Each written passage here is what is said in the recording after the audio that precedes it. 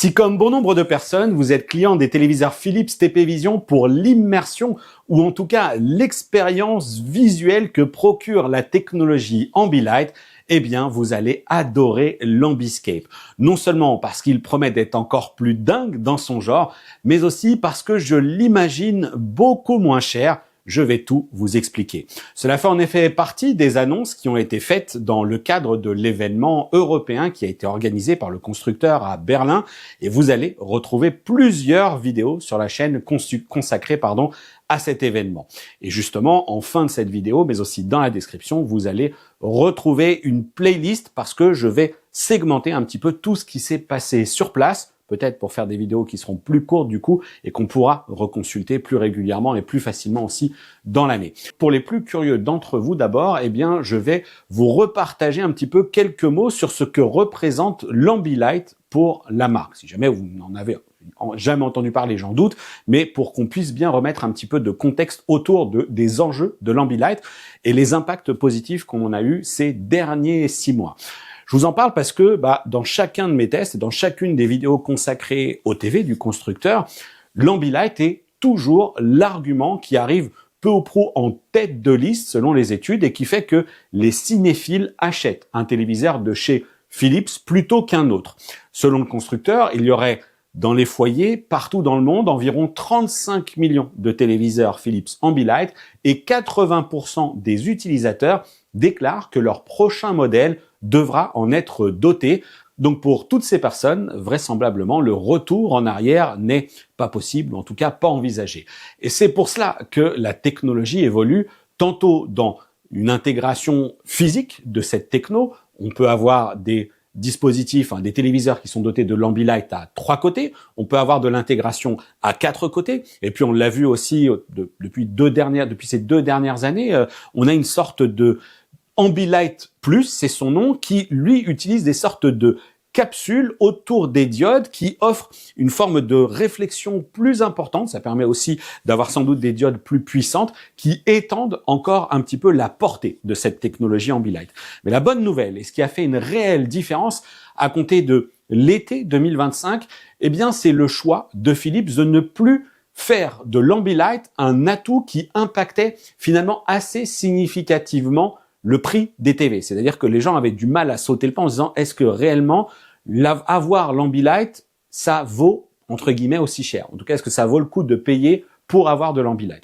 Et désormais, cet argument qui pour le coup est vraiment différenciant se retrouve à être un avantage, un atout pour Philips TP-Vision parce que depuis mi-2025, ils ont décidé que cette technologie-là ne devait plus gréver, ou en tout cas ne devait plus avoir un impact significatif sur le prix, que ça devait certes peut-être se ressentir par rapport à des produits concurrents à prestations équivalentes. Ils voulaient quand même garder une touche de premium associée à cette technologie-là, mais ça ne devait plus être aussi impactant.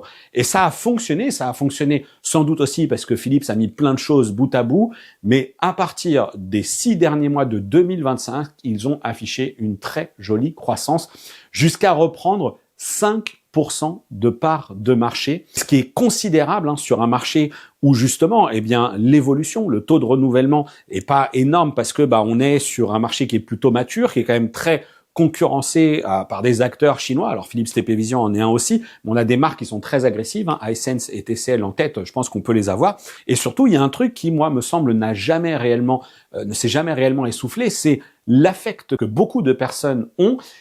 Et moi, j'ai pu le voir lors de mon test de l'OLED 910 l'année dernière. Vous étiez nombreux à me demander alors quand est-ce qu'il arrive ce test du Philips OLED 910, quand est-ce qu'il arrive? Et il a plutôt bien fonctionné. J'ai plutôt eu des retours assez positifs, d'autant que c'était vraiment un bon téléviseur.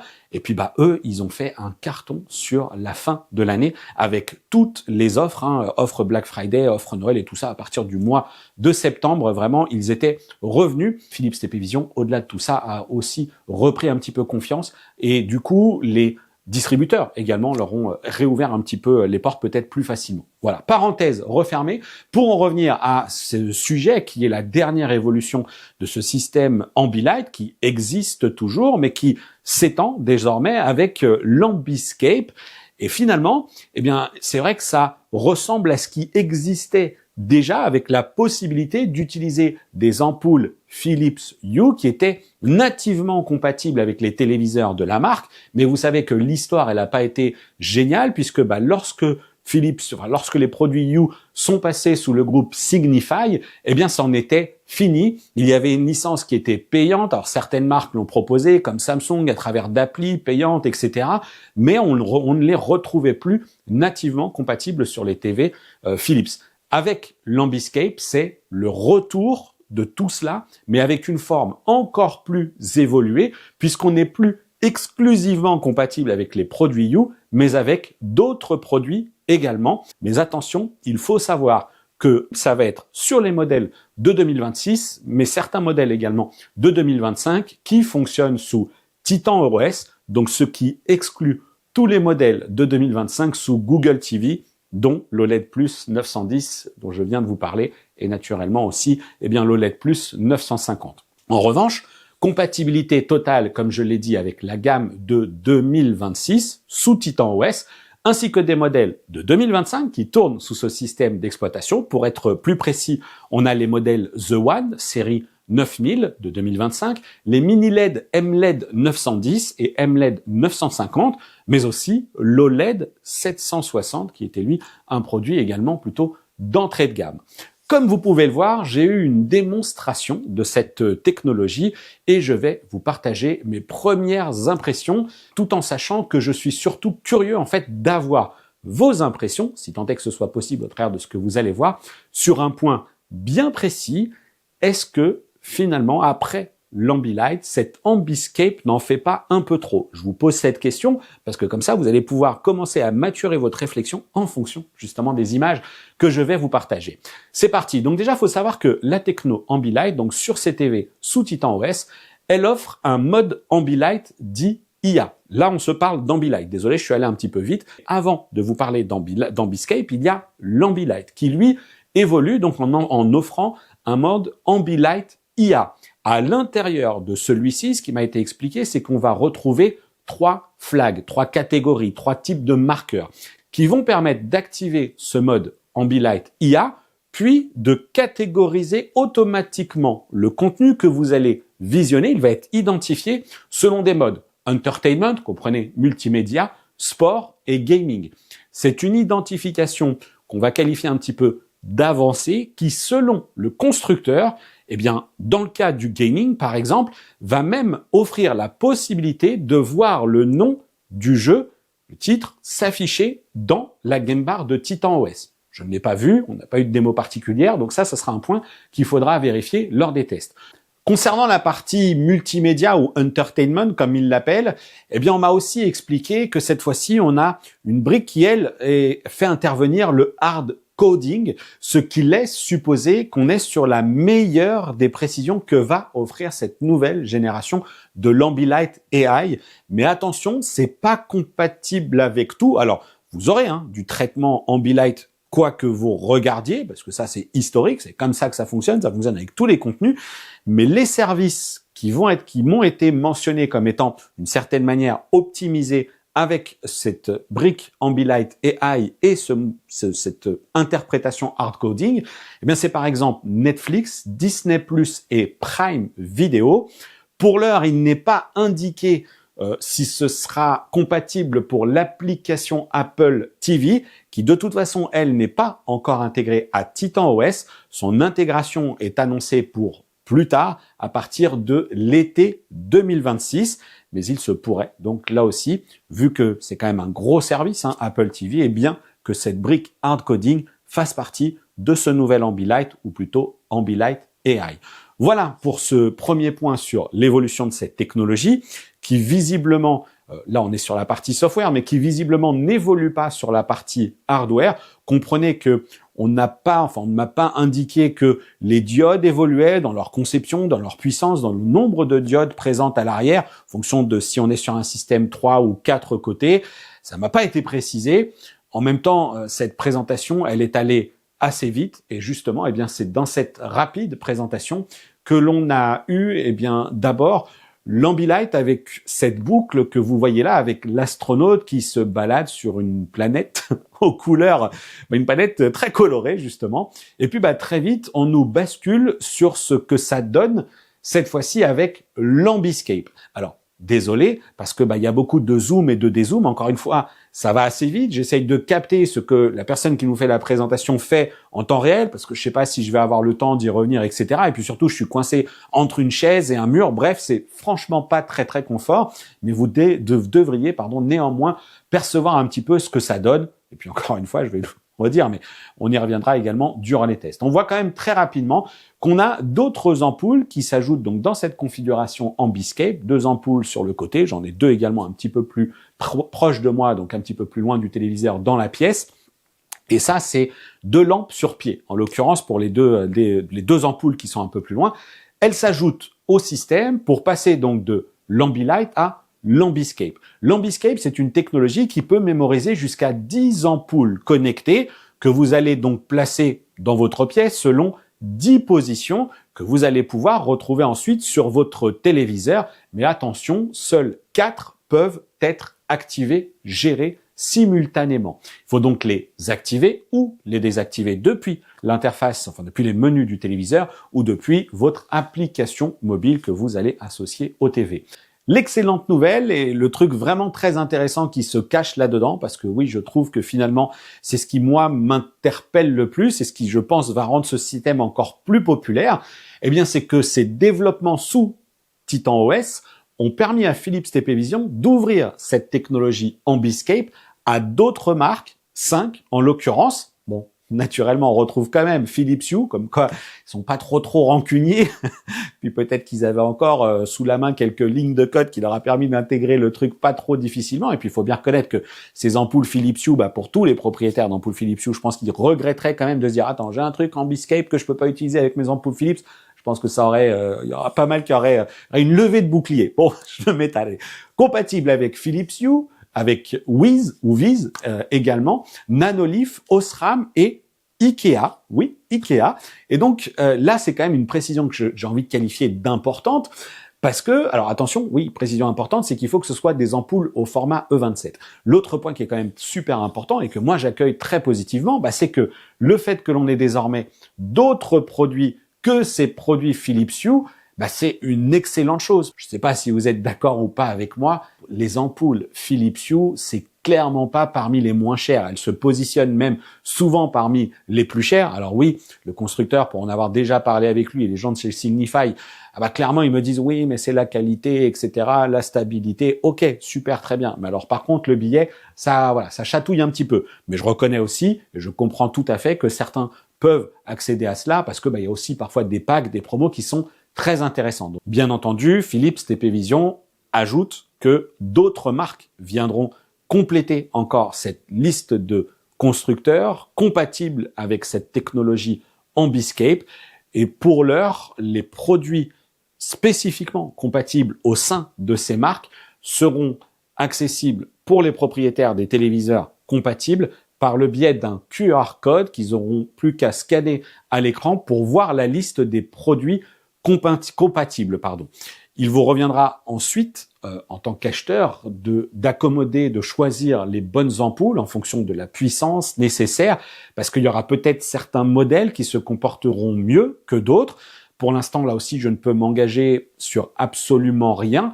Ce que Philips ajoute, c'est que la technologie en elle-même permet de piloter les appareils avec une latence inférieure à une demi-seconde, 0,5 secondes. C'est d'ailleurs plus spécifiquement sur ce point, moi, que j'ai envie de dire qu'il faudra être vigilant et sans doute surveiller les premiers retours utilisateurs, parce que si on a un modèle plus lent qu'un autre, moins lumineux, avec une palette de couleurs qui est moins large, et puis surtout aussi des couleurs qui sont moins précises, ça peut vite donner lieu, je pense, à des trucs pas terribles, voire même perturbants, et au final, assez gênants.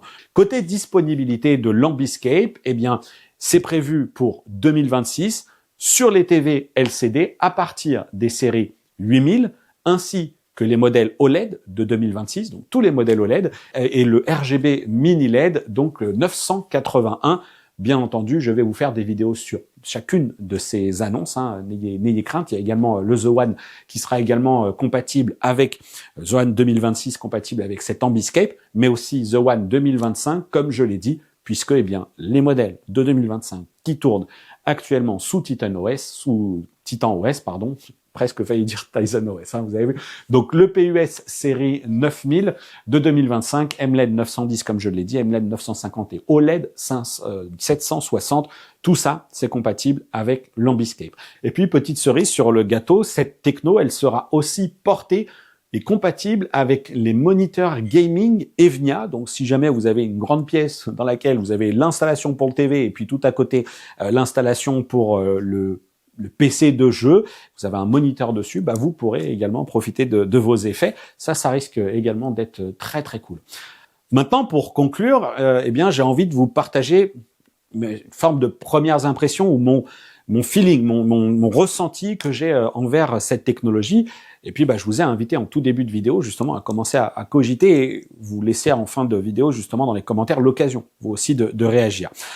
Pour ma part, j'ai donc eu ces quelques démos qui ne m'ont clairement pas permis de me faire une idée bien précise de ce que ça représentait. Ne serait-ce que par la variété du contenu, c'était un peu léger. Alors, est-ce que je vais aimer ou pas? Pour l'instant, c'est très difficile à dire. Enfin, actuellement, je suis plutôt de ceux qui aiment la techno Ambilight. Je trouve ça vraiment sympa. Maintenant, étendu à l'échelle de toute une pièce, j'ai des doutes. D'abord parce que Philips m'a fait une démo dans une pièce qui n'était pas très large.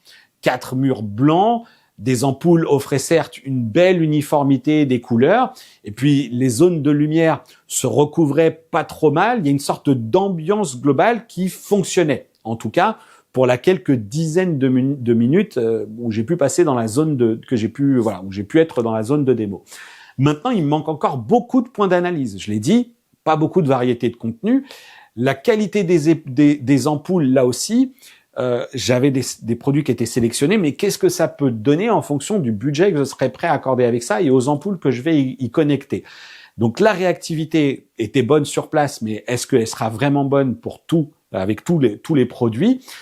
Ça appartient, il est vrai, pas trop à Philips, mais plutôt à ses partenaires. Et peut-être que du coup, on sera un peu contraint d'utiliser des produits You, parce qu'aujourd'hui, indéniablement, ils sont quand même très bons, ces produits.